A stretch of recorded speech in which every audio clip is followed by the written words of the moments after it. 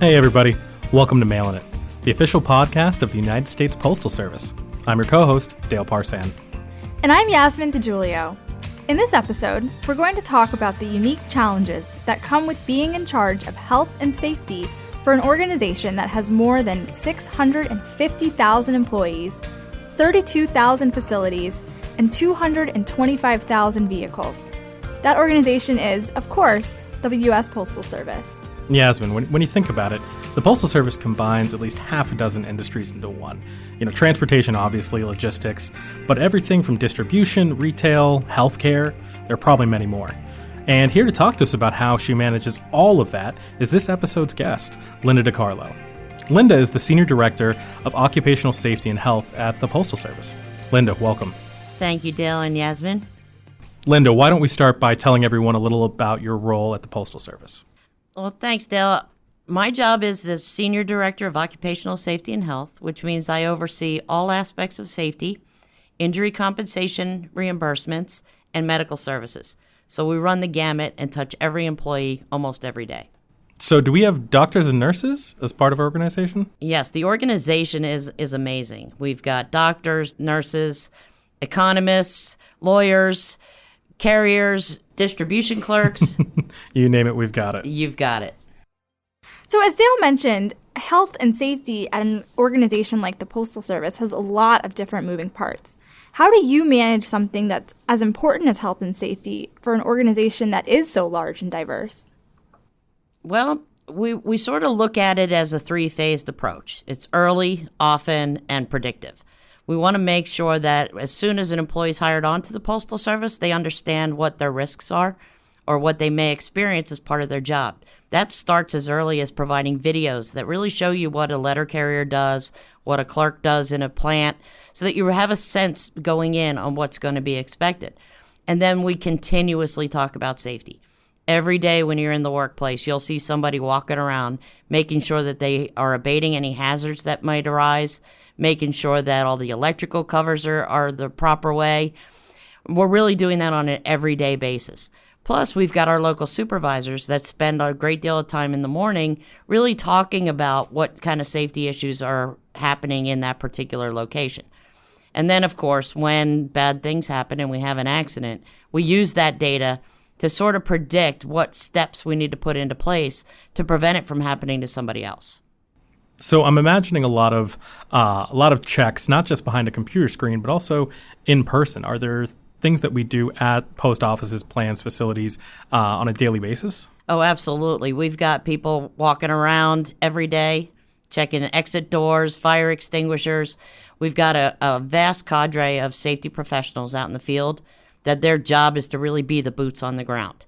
My role at a national level is much more of an oversight policy perspective, but we do get out there and do some safety inspections of our buildings. We take a look at every new piece of equipment that's deployed out in our facilities. We look at every vehicle. We look at every work practice. If there's one way of doing a particular job and it's causing an ergonomic hazard, we will reevaluate how to do that work so that we're trying to make things as safe as possible for our employees. But, as you said earlier, the unexpected always comes up. So going back to your three phases, let's talk about the early and often. To me, that really talks more about training, the upfront stuff. So what are some of the more detailed things that we include in employee training? When you first come on board with the Postal Service, depending on your job, obviously there's less safety training needed for some of us with desk jobs than there is for our letter carriers who are out on the street and exposed to all sorts of hazards that you wouldn't really think about. You've got issues like weather, heat, rain, snow, ice, hurricanes, tornadoes, you name it. You also have strange things like wild turkeys on the route that will chase your vehicle. We talk a lot about dogs. National Dog Bite Awareness Week was just a week ago. We teach them about how to use their satchel to protect themselves from dogs. We also talk about just random things like, sidewalks and how to recognize hazards and what to do about them when they see them. And to that end, a lot of new technology enhancements have helped with that. We've given our carriers and our employees a way to let us know of a hazard so that we can step in and try to take care of it before somebody does get hurt.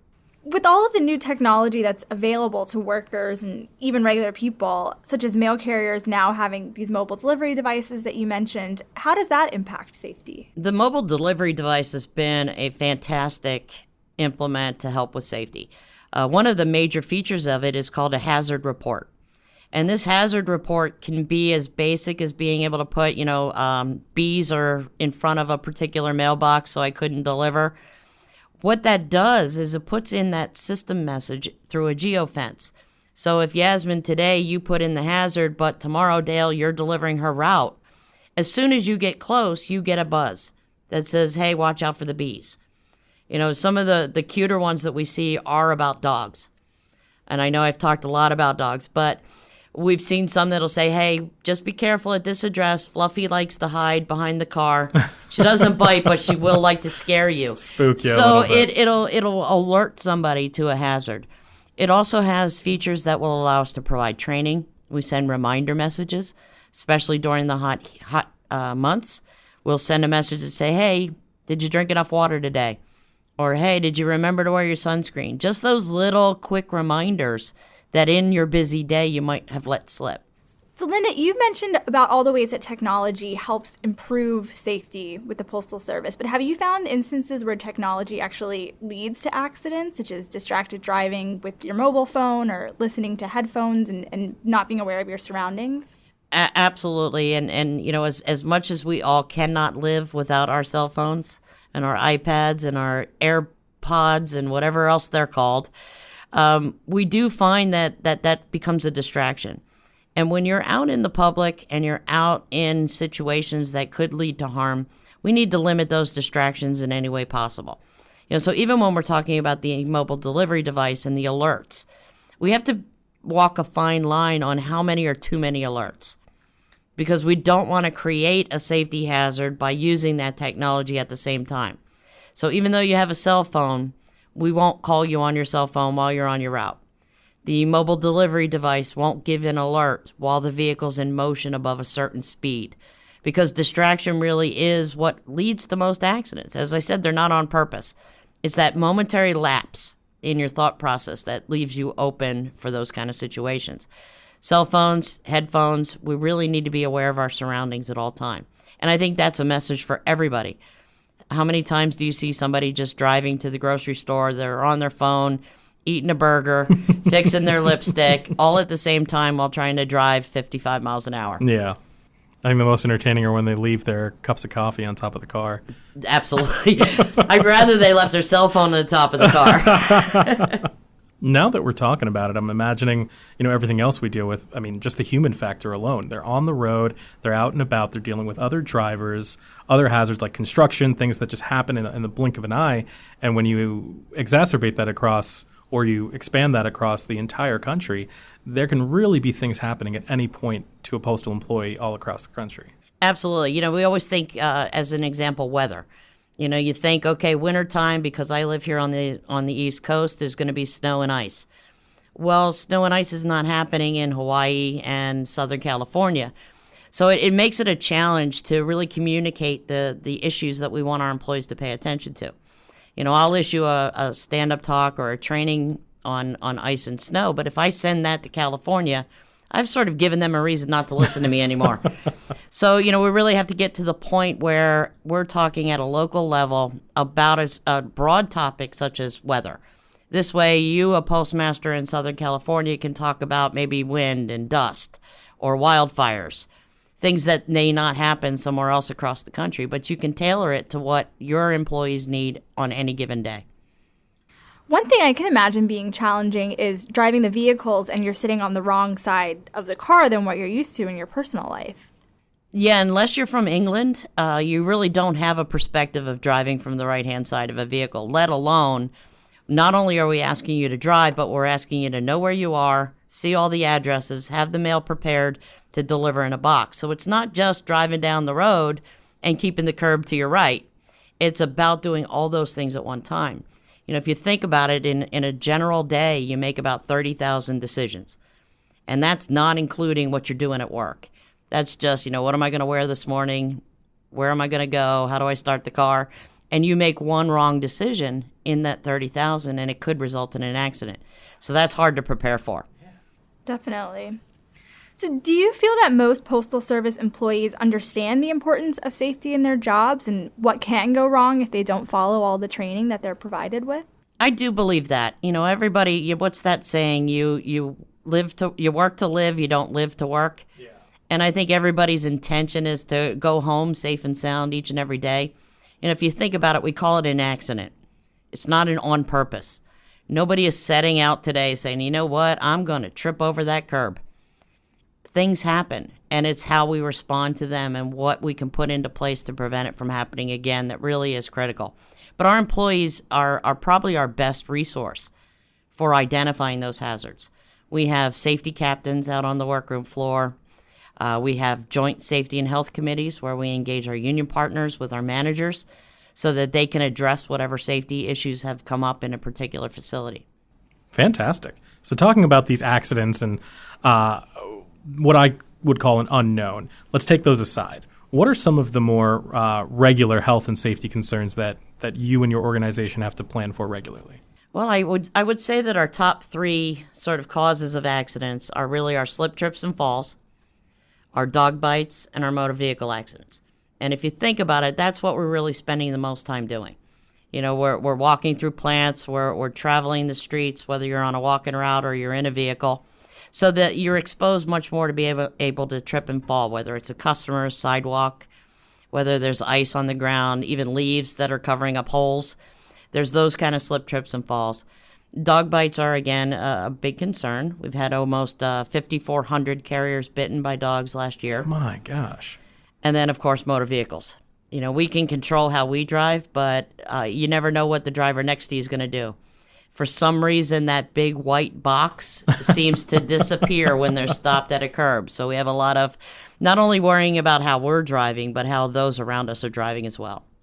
So I know we've mentioned employee training. Do you do anything in terms of customer outreach to residential customers in terms of advising them about the dangers of their dogs to the carriers or the importance of, clearing ice and snow from their sidewalks and the walkways? We do. It's a little harder to contact and reach out to every customer, but we do utilize the informed delivery platform.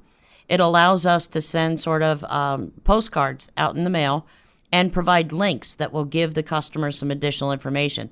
The most recent one we did was for Dog Bite Awareness Week, and when you clicked on the picture in your informed delivery, it brought you to a cute little video to show your family and provided some tips and also some warnings on what would happen, if it became unsafe for our employees to deliver to your house.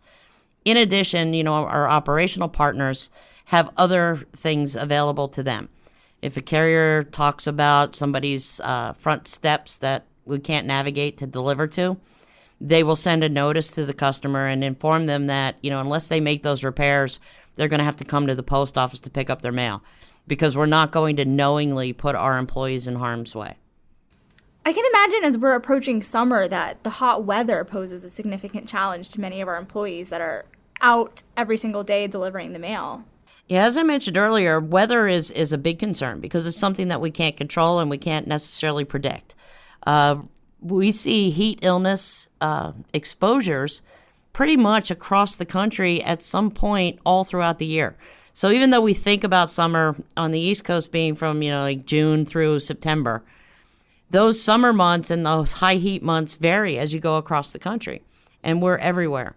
So heat preparedness is really a big aspect. Our employees are out in the sun.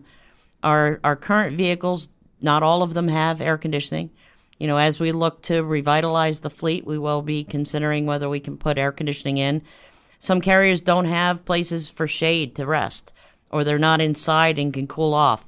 And heat illness is a serious problem. But so is winter weather, flooding, hurricanes, wildfires. We see the gamut, and our employees are exposed to it and have no other recourse. Us regular office kind of workers, I can sit in my air-conditioned car to get to my air-conditioned office, or I can sit in my heated car to my heated office, and our carriers don't have that same opportunity. They're out on the streets every day going to every address. I can imagine that this is why the training is so important for employees, to help equip them with what they need when they find themselves in these situations. Absolutely. And when we talk about training, it really is more about awareness. I can't teach you how to stop a heat illness from occurring, but I can teach you I can talk to you about what the symptoms are, how to recognize that you're in trouble, and then what you should do to get out of that trouble. So it's those kind of awareness campaigns that we're really focusing on.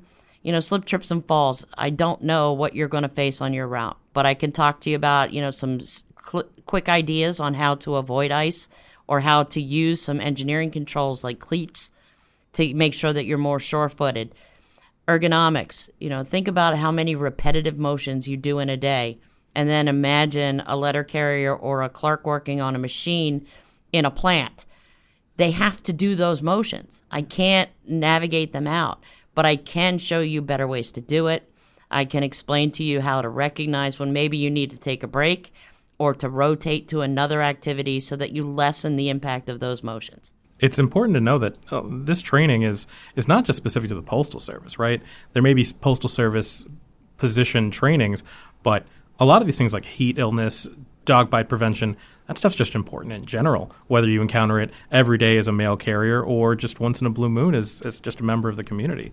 So I personally, whenever we have to take the training, I always feel like I take something from it, even though I work in an office. Even the heat illness training when I go out and I'm spending time with family out in the sun, it can still come in handy. Absolutely, and I think that that's why our safety programs have been so successful, is even if you're not facing it at work, you may at home. When you're talking about electrical safety, you may not have control over the electricity in your plant, but what if you know not to hook two extension cords together, you'll check that out at home. I sort of tease everybody and joke that my job is not really the Senior Director of Occupational Safety and Health. I'm a kindergarten teacher. Wear your seatbelt. Don't put your finger in the electric socket. Don't lick lead paint. There's sort of a common sense approach to safety, but it's a matter of getting that information to you and having it stick. Absolutely. So taking it back to the regional aspect, with an organization as large as the Postal Service, it encounters everything from heat to cold, floods, tornadoes, whatever it may be. And do you ever run into situations where you're getting recommendations from local groups as to, hey, I know you sent out this stand-up talk nationally to give us tips on and training, but locally we're dealing with X, Y, and Z. We think this would be helpful to our neighboring, communities, neighborhoods, districts, whatever it may be. We most certainly do. Our best information comes from the boots on the ground. Our employees know what they're seeing each and every day, and they have ideas on how to rectify it. We get ideas that range from how to modify equipment or vehicles from our employee base. Now, we do have national policies. So these new activities that might want to be done at a local level, we have to consider it on a larger scale. But if it is something that we can adopt and we can scope out to cover the country, we do. We also get weird requests for a stand-up talk that they want us to write on a topic that we would have never thought of. The last one I think I saw was for bears. Oh, wow. Bears? Bears, yes. Wild animals. Yes, there was a location that had a bear population that was just moving into the city. So the carriers didn't know what they were supposed to do if they encountered a bear on their route. So we had to do, obviously, some research because I didn't know what to do with a bear. I would just run. Well, you don't want to run. Okay, there we go. I'm a I goner. think the bear runs faster than you do. I'm a goner. Yeah, and you don't want to fight it either. I think he can take you. But, it's those kind of situations that we would not have known about if our employees didn't feel comfortable enough to bring those to our attention, knowing that we would do whatever it took to try to address that concern. We've talked a lot about the current state of health and safety at the Postal Service, as well as some historical information. But I would love to hear from you what you see looking forward as the future of health and safety at the Postal Service, especially as part of our Delivering for America 10-year plan. I think really if in a perfect world, we would have employees that felt empowered to play a bigger role in their own safety and in the safety of their coworkers.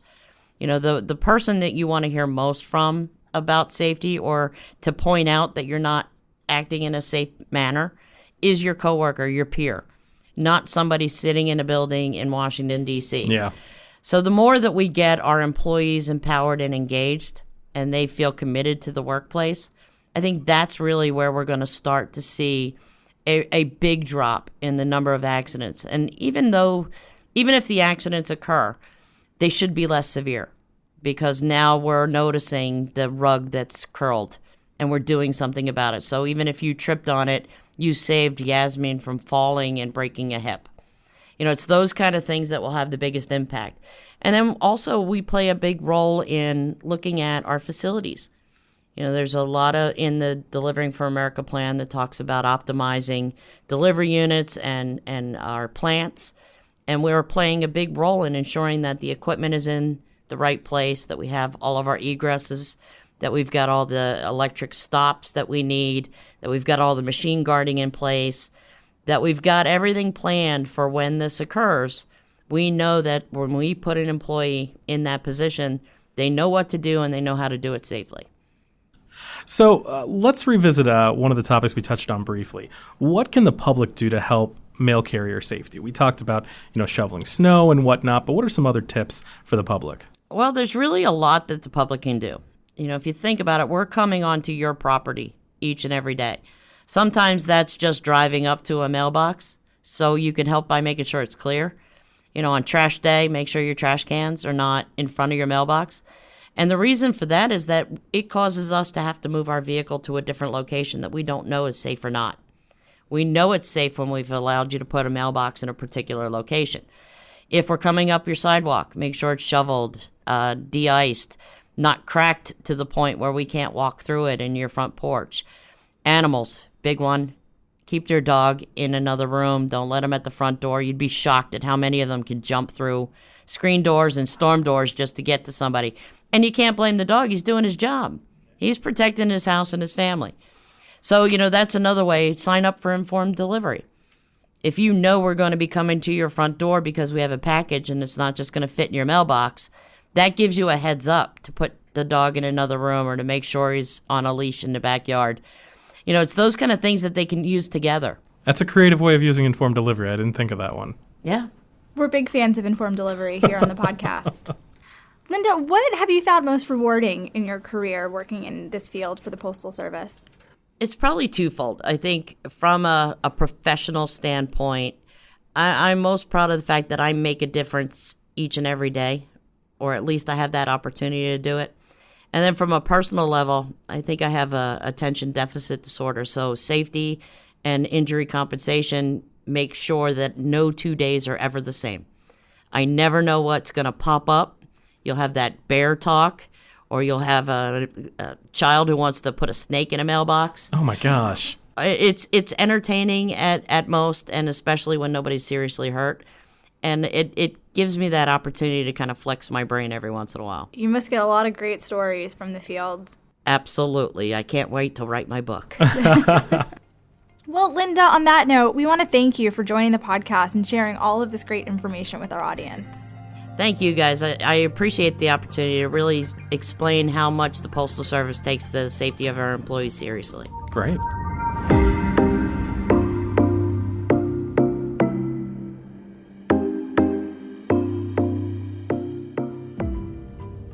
All right, it's time for Did You Know? This is a chance for us to share some interesting details about the Postal Service that most people probably don't know. Yasmin, would you like to take the lead on this one? Okay. So, the Postal Service is always working on ways to deliver the mail more efficiently. Of course. But did you know that at one point that meant putting roller skates on office clerks? Sounds like a fun way of speeding things up. How did that work? It does, doesn't it? With the introduction of the parcel post in 1913, offices in major cities needed to get creative in handling the increased volume of packages being sent. The Chicago Post Office actually supplied roller skates to clerks in its parcel sorting department to test their usefulness in speeding delivery. I'm imagining the old school diners, imagining getting somebody bringing me a milkshake. It sounds a little dangerous and risky for fragile items. Did they ever try putting skates on mail carriers? I'm not sure, but the Postal Service has experimented with some other interesting ways of transporting the mail over the years. In 1916, the Washington, D.C. Post Office started sending mail carriers out on autoped scooters. These were basically a really heavy, gas-powered version of the electric scooters that you see around cities today. You know what? I think I've seen a picture of that. Why didn't that work out? Well, probably because the autopeds didn't have a very long range and not much shock absorption. They were also impractical for carrying packages, which again was becoming a big part of the job in that decade. Did we ever try Segways? They did, and they actually ended up being rejected for the same reasons as the autopeds. In the years between those two, they also experimented with motorcycles, as well as these little funny-looking three-wheeled vehicles called mailsters. Mailsters served pretty extensively in the 50s and 60s and were actually pretty successful, especially in the southern cities. Oh yeah, and they also tried missiles. How could we forget about rocket mail? In 1959, a guided Regulus I missile was launched from the submarine USS Barbaro and carried 3,000 letters to the Naval Auxiliary Air Station in Mayport, Florida. This mail was then processed at the Jacksonville Post Office and delivered to various prominent people around the country and abroad. Sounds a little bit faster than the Pony Express. Yeah, probably. So, since you're up on all these innovative mail delivery ideas, I'm sure you know about the underground mail system of pneumatic tubes that moved mail in half a dozen cities in the first half of the 20th century, right? Sure. Okay, but did you know that this was the idea of John Wanamaker, the legendary retailer and 38th Postmaster General of the U.S.? I did not. He's most well known for his department stores in Philadelphia and New York. That's where he pioneered the use of price tags and telephone orders. But he brought an equal passion for innovation to his tenure as Postmaster General, which started in 1889. In fact, some of his ideas are still in use today. Oh, that's interesting. Like what? One really prominent one is commemorative stamps. He issued the first series for the 1893 Columbian Exposition in Chicago to commemorate the 400th anniversary of Columbus's voyage. Congress believed they were unnecessary, but Wanamaker proved them wrong. People waited in long lines to buy these stamps, which had face values ranging from 1 cent to $5. In total, more than 2 billion stamps were sold at a value of $40 million. And commemorative stamps continue to be popular to this day. They sure do. Wanamaker was also one of the early advocates of rule-free delivery, which at the time was a radical approach to making mail delivery more equitable. Well, that does it for this installment of Did You Know?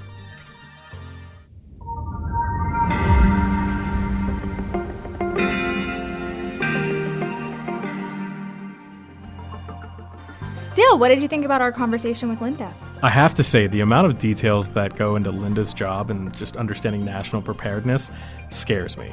Specifically bears and wild turkeys. I would have never thought that we would have to prepare and help our employees prevent themselves from getting attacked by wild bears. But, I guess it's a thing. I guess so. I never have experienced that in my day-to-day life, but... What about you? I really loved hearing her talk about how they use technology to make things safer for the carriers. The whole idea of the mobile delivery devices having the option for you to put in what hazards you're encountering on your route and where they're occurring, I think is really phenomenal, and it's a great way to share safety across the organization. Well, that wraps up this episode of Mailin' It. Don't forget to subscribe to Mailin' It wherever you get your podcasts to make sure you don't miss the next episode. And follow along on Instagram @US Postal Service, Twitter @USPS, and on Facebook.